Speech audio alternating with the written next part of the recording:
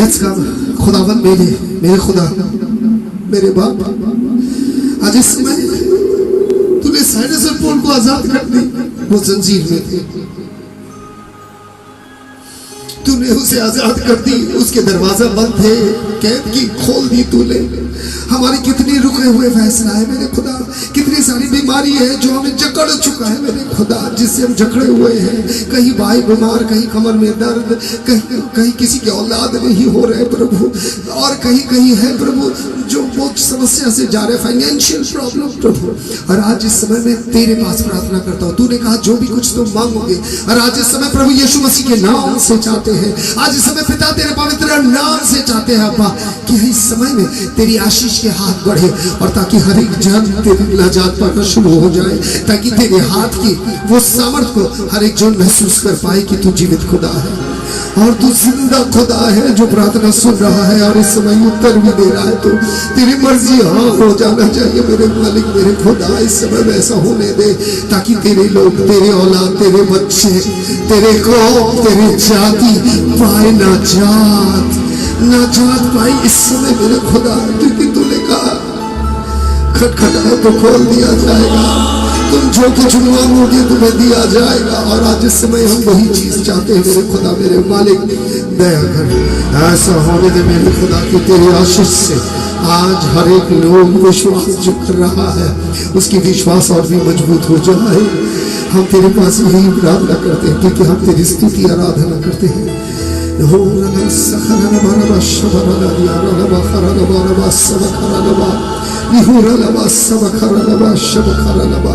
हम तुझे धन्यवाद देते हैं, तेरी स्तुति तेरी आराधना करते हैं। और मेरे पिता ऐसा होने दे प्रभु जो हर एक जन आज को आजाद हो जाए तेरे यीशु मसीह के नाम से, यीशु मसीह के नाम से आज वो हर एक बंधन टूट जाए, हर एक जन को आजादी मिले और वो दो हाथ उठा के तुझे धन्यवाद दे सके। वो तू योग है,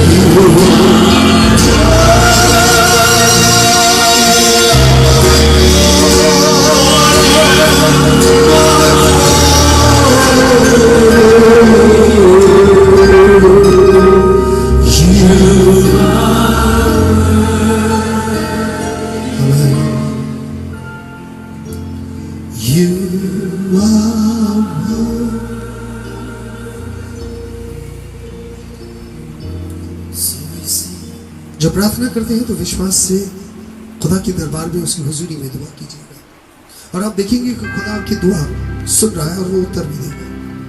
और आज को जब कलाम की तरफ आते हैं क्योंकि आशीष उतर आता है, कहता है जब नूह भी उतर आया था उन्हें कहा गया था तू इस कमरे में रहना और 10 दिन दुआ करना फिर देखना क्या होता है। और प्रेरितों का 2 और 4 Act of the Apostle chapter 2 verses 2 and 4 देख लीजिए, verses 2 and 4 देखिए। And suddenly a sound like blowing of the violent wind came from heaven and filled the whole house where they were sitting। कहता जहां ये लोग 10 दिन से इबादत कर रहे थे, जैसा अचानक एक हवा आया और कहता वायलेंट विंड, हवा की इतनी तेज और सामर्थी हवा जिसकी आवाज हो रहे थे, और कहता है वो स्वर्ग से उतरा और उस जगह में घुस गए। और कहता है जो लोग बैठे हुए they saw what it seems like tongues of fire that separated and came to rest upon each one of them। और देख कहता है कि जैसे आग उतरा और जैसे जीभ के जैसा उसके देखने में जीभ जैसा लग रहा था, like a tongues of fire and rested upon them and they were filled with the Holy Spirit and began to speak in other tongues as the Spirit enabled them। और कहता है हर एक व्यक्ति अनोखी भाषा में प्रार्थना करना शुरू कर दिया जिस तरह खुदा की रूह उन्हें सामर्थ्य दे रहा था। अचानक जुबान खुल जाता है अचानक परमेश्वर काम करता है। For me it was अचानक I started speaking Hindi. For me it was अचानक I started singing. सब अचानक, मुझे बैठ बैठ के नहीं करने पड़े, अचानक मैंने गाना गाना शुरू किया। क्योंकि जब खुदा काम करता है तो अचानक, जब रूह का काम करता है तो अचानक काम करता है। और आज भाई बहनों, मार्कुस का पत्र 13 की 35 और 36 मैं आपसे कहता हूं, ये अचानक अचानक अचानक जो है, ये हर एक चीज अचानक, सडनली, अर्थात वॉच एंड प्रे, क्योंकि अचानक होगा, इसलिए तुम्हें ध्यान रखना है। और कहता है therefore keep watch because you do not know when the owner of the house is coming back. कहता है इसीलिए तुम दुआ में रहो, क्योंकि तुम्हें यह नहीं मालूम घर के मालिक कब आने वाले हैं, whether in the evening or in the midnight or when the rooster crows or at the dawn. कहता कब आएगा, कब आएगा तुम्हें नहीं मालूम, रात को या सुबह। अब तुम्हें वो भी नहीं मालूम कि किस वक्त में आएगा, दोपहर को जब कबूतर के, जब कौवा चिल्लाता है तब आएंगे, रात को आएंगे या शाम को आएंगे, तुम्हें नहीं मालूम। If he comes suddenly, do not let him find you sleeping. और कहता अगर तुम वो अचानक आ जाए तो ये ना देखे तुम सो के हो, अर्थात आत्मा में सो के हो। अर्थात हमें तैयार होना है, क्योंकि उसके आने के घड़ी भी अचानक है। आज के पूरा कलाम अचानक के ऊपर है। अचानक मौत आपके पास आके आपको मौत में सुला दिया जाएगा, आपके रूह को लेके निकल जाएगा। क्या मैं तैयार हूं? क्या मैंने सबको माफ कर चुका हूं? क्या मैंने सबका कर्जा माफ कर चुका हूं? क्या मैं तैयार हूं? पूरी मात्रा से मेरी रूह तैयार है खुदा के साथ जाने के लिए। क्या मैं मोह माया से बाहर आ चुका हूं? क्योंकि ये बहुत जरूरी है, क्योंकि ये होगा अचानक।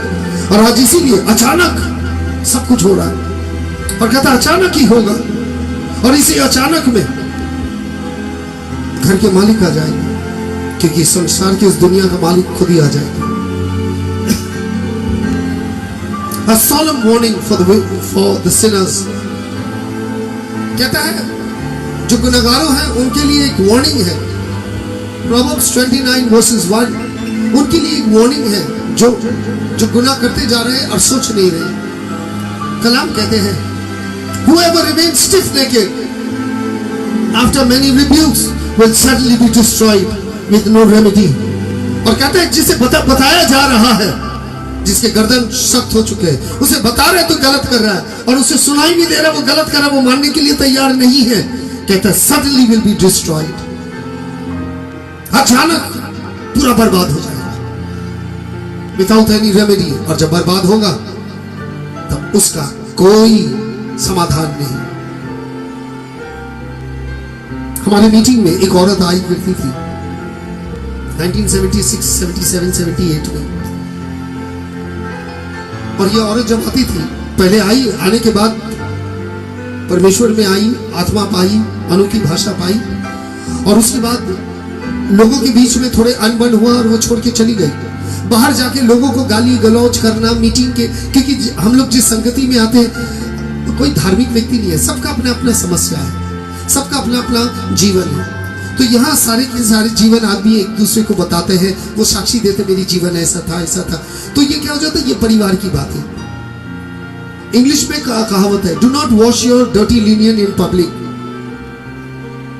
अंदर के मैले कपड़े बाहर में नहीं धोना, वो घर में ही धो लेते। तो घर के बाद घर में रहना ही अच्छा है। सो दैट जो लोग घर में हैं वो घर के अंदर में ही रहे, और फिर घर में जो गलती होगा उसको वहीं सुधारा जाएगा। हम सब मिलकर सुधारेंगे उसे, हम दुआ करेंगे, प्रार्थना करेंगे, समझाएंगे। और कुछ लोग, वही औरत थी, वो निकल गई, और वो निकलने के समय में उनको बहुत लोगों के बारे में मालूम था, उनकी व्यक्तिगत जीवन के बारे में, जिन्हें लेके दुआ चाहते थे मीटिंग में, और जो दुआ चाहती थी वो बाहर जाके चारों तरफ बोलना शुरू कर दिया।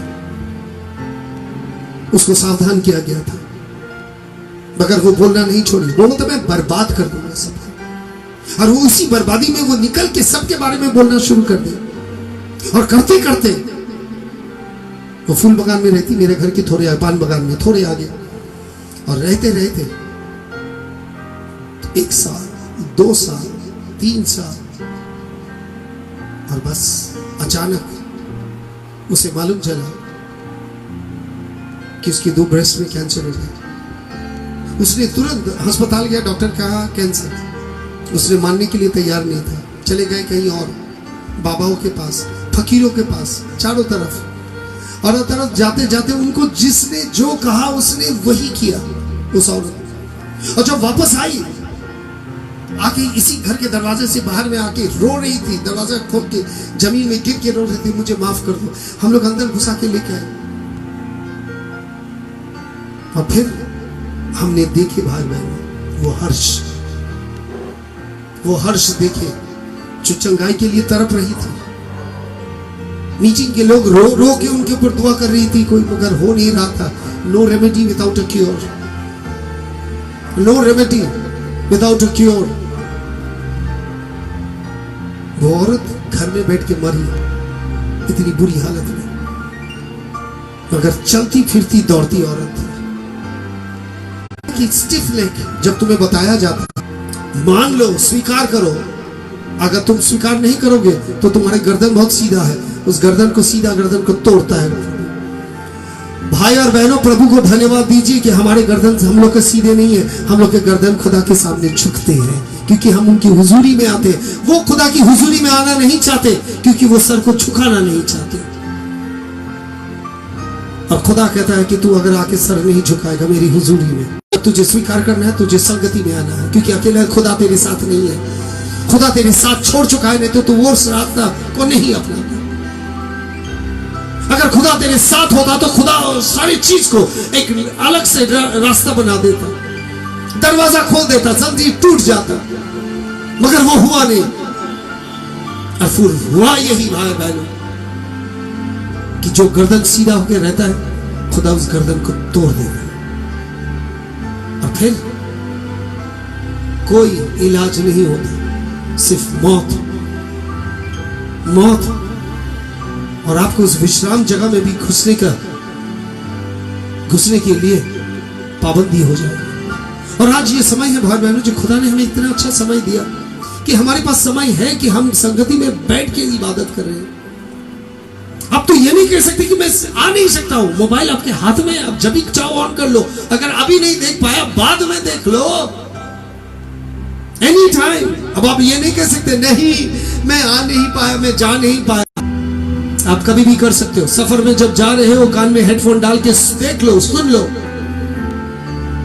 मगर आप अगर सुनना नहीं चाहते, यूं ही मैं नहीं उठा जब तक खुदा मुझे प्रेरणा नहीं दिया। और आज परमेश्वर की कलाम यही कहता है कि तैयार हो जाना, क्योंकि इसके आने की घड़ी अचानक है। और अगर कोई सोचता है कि बगैर खुदा की और बगैर संगति के वो जी सकता है, तो मैं आपको चैलेंज करता हूं, करके दिखा दीजिए। क्योंकि आप अगर संगति छोड़ के जी सकते हैं, तो मैं भी देखता हूं खुदा के कलाम कैसे तोड़ा जाता है, किस तरह टूटता है। और अभी मैं न्योता में कह देता हूं, वापस आइए, come back to the Lord, नहीं तो मारा जाओगे, बर्बाद हो जाओगे। ये काल और आने वाले भी काल दोनों तुम्हारे हाथ से निकल जाएंगे, क्योंकि जरूरत से ज्यादा हो चुका है। आइदर मन परिवर्तन करो या तो विनाश, आइदर रिपेंट और पेरिश, दो रास्ता नहीं है। दरवाजा प्रभु कहते हैं एक है। वो एक दरवाजा जो है, मैं आपको बताना चाहता हूं। प्रभु ने कहा दरवाजा एक है, मगर मैं आपको कहता हूं आज को दरवाजा दो है। एक है वही दरवाजा जिसमें नाजात है, मुक्ति है, आनंद है, सुकून है, चैन है। और एक दरवाजा है दोजख का दरवाजा, जहां अनंत विनाश है, दुख है, परेशानी है और जिंदगी भर का जलन है। कौन सा दरवाजा चुनेंगे?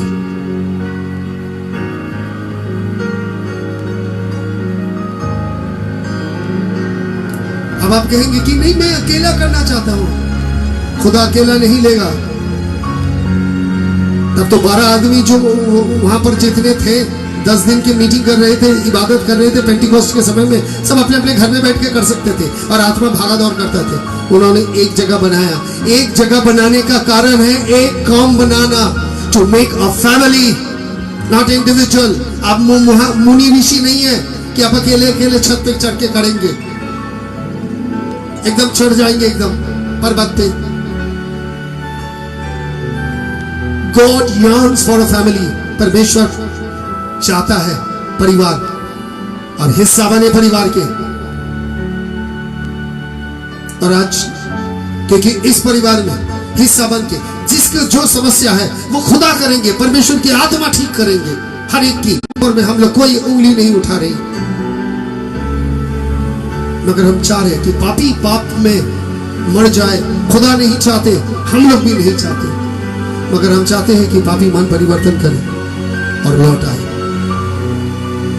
अभी भी दरवाजा खुला है, अभी भी समय है। अचानक कुछ नहीं होने वाला, क्योंकि जो होंगे वो बर्बादी होगा आपकी। आज परमेश्वर पुकार रहा है, कहते हैं नाम लेके पुकारते हैं हर एक की, आपके और मेरे। आज के इस दिन को याद रखिएगा, आज इस दिन का चंगाई भी याद रखिएगा। Those of you who have been touched, जिन्हें परमेश्वर ने आज को छुआ है, मैसेज लिखते जाइए that I am being touched। गवाही दीजिए the Lord has touched me in my house with my family। गवाही दीजिए इस प्रार्थना के दौरान जिस जिसको परमेश्वर ने छुआ है, प्लीज गवाही दीजिए, क्योंकि मैं एक ही चीज जानता हूं, मेरे खुदा जिंदा खुदा है। पा गए खुदा को। आमीन।